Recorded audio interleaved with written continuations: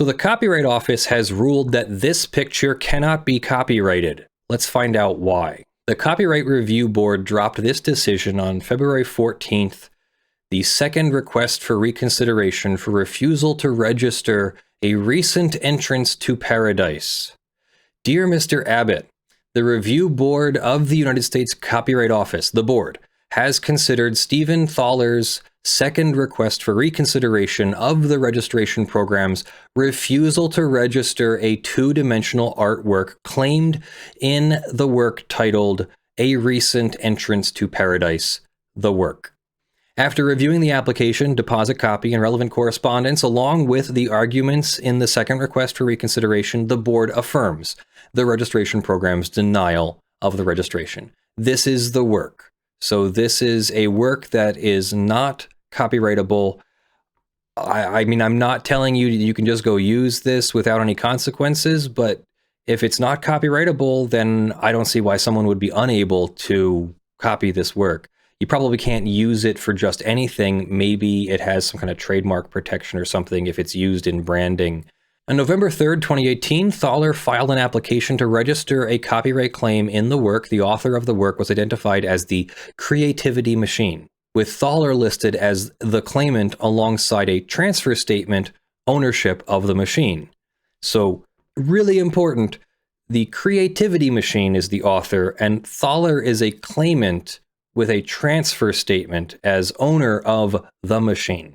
Starting to think of the macaque, the monkey selfie that David Slater took, or rather didn't take. This one, the macaque that apparently pressed the shutter button itself, and then there was a massive lawsuit about it, and the lawsuit, or the court, decided that the monkey selfie was not copyrightable because it wasn't taken by a human. There wasn't a human pressing the shutter button or otherwise triggering the capture of the expression of the work. Back to the Creativity Machine's work. In his application, Thaler left a note for the office stating, the Copyright Office, stating that the work was autonomously created by a computer algorithm running on a machine, and he was seeking to register this computer-generated work as a work for hire to the owner of the Creativity Machine. A very clever theory. I get it. Very clever. In an August 12, 2019 letter, a Copyright Office registration specialist refused to register the claim, finding that it lacks the human authorship necessary to support a copyright claim. Thaler subsequently requested that the office reconsider its initial refusal to register the work, arguing that the human authorship requirement is unconstitutional and unsupported by either statute or case law. After reviewing the work in light of the points raised, the office reevaluated the claims and again concluded that the work lacked the required human authorship necessary to sustain a claim in copyright. Because Thaler had provided no evidence on sufficient creative input or intervention by a human author in the work. The office also stated it would not abandon its long-standing interpretation of the Copyright Act, Supreme Court and lower court judicial precedent, that a work meets the legal and formal requirements of copyright protection only if it is created by a human author. The second request repeats the same arguments from the first, largely advancing public policy arguments that the Copyright Office should register copyrights in machine-generated works because doing so would further the underlying goals of copyright law, including the constitutional rationale for copyright protection. In response to the office's citation of relevant case law addressing human authorship, Thaler asserts that there is no binding authority that prohibits copyright for computer-generated works, that copyright law already allows non-human entities to be authors under the work-made-for-hire doctrine, and ultimately that the Copyright Office is currently relying upon non-binding judicial opinions from the Gilded Age to understand the question of whether computer-generated works can be protected.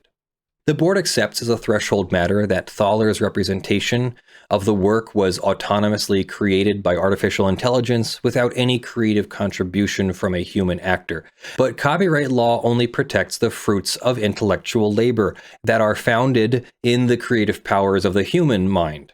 So Thaler must either provide evidence that the work is the product of human authorship or convince the office to depart from a century of copyright jurisprudence. He has done neither. Thaler does not assert that the work was created with contribution from a human author, so the only issue before the board is whether, as he argues, the office's human authorship requirement is unconstitutional and unsupported by case law. Under the standard, the work is ineligible for registration. After reviewing the statutory text, judicial precedent, and long-standing Copyright Office practice, the board again concludes that human authorship is a prerequisite to copyright protection in the United States and that the work therefore cannot be registered. The Copyright Act affords protection to original works of authorship that are fixed in a tangible medium of expression. The phrase, original work of authorship, was purposefully left undefined by Congress in order to incorporate, without change, the standard of originality established by the courts under the 1909 copyright statute. The term is very broad, but its scope is not unlimited. Congress chose this language to encompass a smaller set of creative works than could be protected under the Constitution. Because of this gap, the Act leaves unquestionably areas of existing subject matter that this bill does not propose to protect, but that future Congresses may want to. Courts interpreting the Copyright Act, including the Supreme Court, have uniformly limited copyright protection to creations of human authors. For example, in Burrow-Giles Lithographic Company versus Cerrone, a copyright defendant argued that photographs could not be protected by copyright because the statute at the time protected certain types of creations of an author or authors, and a photograph is not a writing nor a production of an author, because it is simply a reproduction on paper of the exact features of some natural object or of some person. Could you imagine if photographs were not copyrightable? That's the argument. The court rejected this argument in 1884, holding that an author is he to whom anything owes its origin, originator, maker, one who completes a work of science or literature, and that photographs are representatives of original intellectual conceptions of an author. In the opinion, the court referred to authors as human. The court has continued to articulate the nexus between the human mind and the creative expression as a prerequisite for copyright protection. In Mazur v. Stein, the court cited Burrow-Giles for the proposition that a work must be original, that is, the author's tangible expression of his ideas.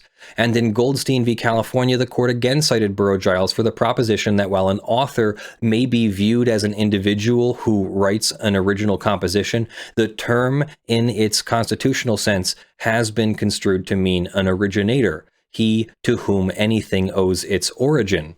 The office is compelled to follow Supreme Court precedent, which makes human authorship an essential element of copyright protection.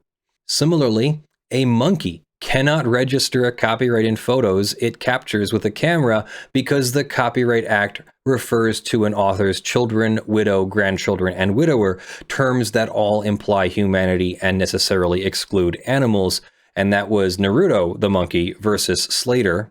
See also Kelly v. Chicago Park District rejecting a copyright claim in a living garden because authorship is an entirely human endeavor and a garden owes most of its form and appearance to natural forces.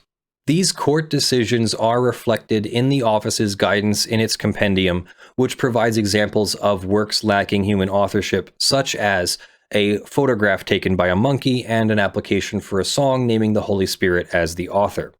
While the board is not aware of a United States court that has considered whether artificial intelligence can be the author for copyright purposes, the courts have been consistent in finding that non-human expression is ineligible for copyright protection. So I can see where it could be argued that maybe this person created the artificial intelligence and then used the artificial intelligence to create the output. Maybe they have fed it thousands of images of a particular kind or something. That doesn't appear to be what was argued here. And that's why artwork that was created on a computer is still copyrightable. See Beeple's 5,000 Days, which was one of the first, I think, NFTs, and it sold for $60-some million. It's made by a person with the assistance of a computer rather than made by a computer with the assistance of a person. In sum, the work is not a work made for hire, because it is neither a work of authorship nor a work created for hire. Much of Thaler's second request amounts to a policy argument in favor of legal protection for works produced solely by artificial intelligence. He cites no case law or other precedent that would undermine the office's construction of the Copyright Act. because copyright, as codified in the 1976 Act, requires human authorship. The work cannot be registered. So yeah, can't register the copyright in an AI-created work. You might be able to register it successfully if you claimed that you created it, but that wouldn't be entirely legal, and you would risk any future copyright action. You try to sue somebody for infringement, they could easily come back and depose you and ask you how you created the work. You'll have to answer truthfully. And when they uncover that you did not directly author the work, but rather did it through an artificial intelligence engine of some kind, then they're going to be able to invalidate your copyright and definitely get fees and costs, assuming no other misconduct, for the objectively unreasonable position by this clearly established series of decisions saying that AI cannot own a copyright or create a copyright. Let me know what you think in the comments below. So question, should the work be generated by an autonomous AI and then modified by a human? Would that mean the modification is copyrightable and the results of the modification are protected?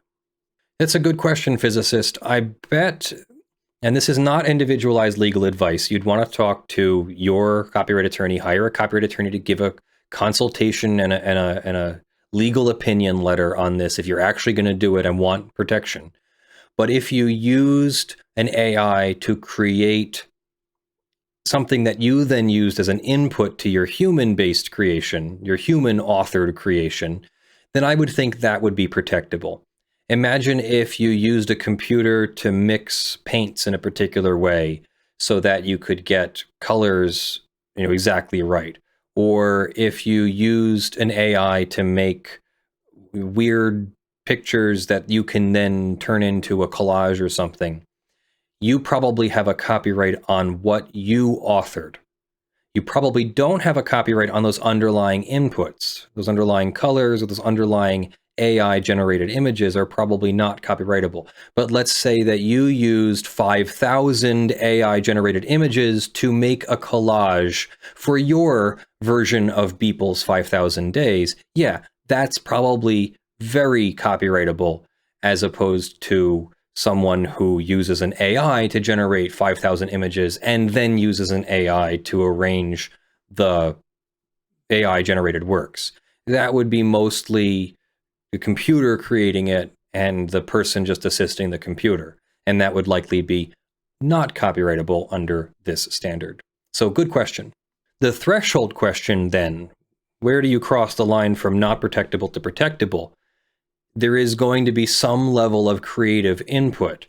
Maybe Thaler could have, or Thaler, I might be mispronouncing it, maybe the person in this AI-generated copyright story could have argued that he had to select what images got put into the AI to create the output. Or maybe he can argue that there was some kind of creativity in selecting the images and choosing the settings for the AI, very much like we have protection for photographs, because there is creativity, at least minimal human creativity in choosing what to photograph, with what lens, what focal length, what focus, what iris or aperture, what shutter speed, and then what post-processing settings to use. That's enough. It's maybe not that much, but it's enough to reach copyright protection. So maybe there is a point where an AI-generated work could be protectable if there was enough creative human input on the input side, or like physicist was saying, if you did that on the output side and created something with the AI-generated work and then tried to claim that you're the author of the final result after using the AI's output as your input for your human-created creative process. Let me know what you think in the comments below. It's a good question. Thanks for watching. Special thanks to my top supporters in February: John Steele, Gavin Barnard, Eevi, Spirit Bear, Benjamin Hitov, Ugly Grill, Gutbrodj, Torpedan, ShadowTycho, Earthbound Star, PureMagma, TechTechPotato, Eric Tams, and the Blood-Soaked Survivors.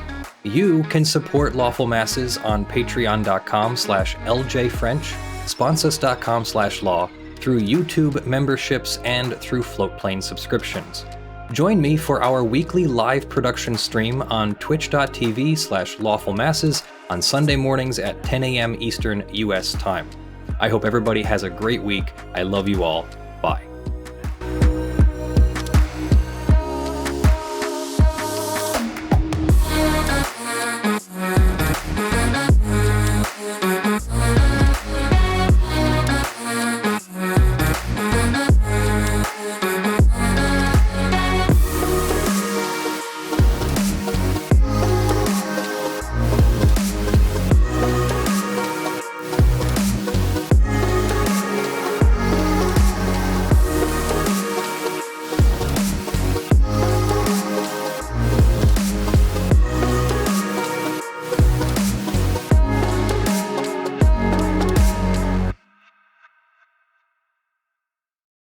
When you become an attorney, that you're going to learn to love the law. And it feels an awful lot like Stockholm Syndrome.